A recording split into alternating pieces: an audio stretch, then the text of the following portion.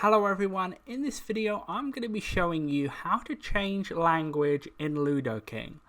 So this is going to work for Android, iPhone, also explaining how to do it on the computer as well. So whatever device you're using, it's going to be the same process throughout. So this will be the home screen of the app right here that you see.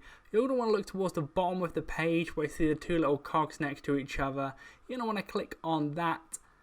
That's going to bring up your settings right here. Then you'll see the second one down, it says language. It'll be set to whatever your language is now.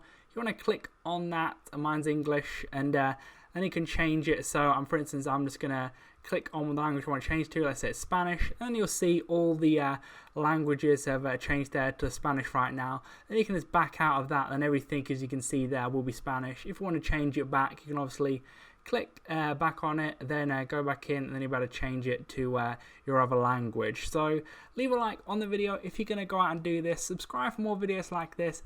Click on the screen to see my how-to videos on the Ludo King game. But that's it for now. I'll see you on the next video.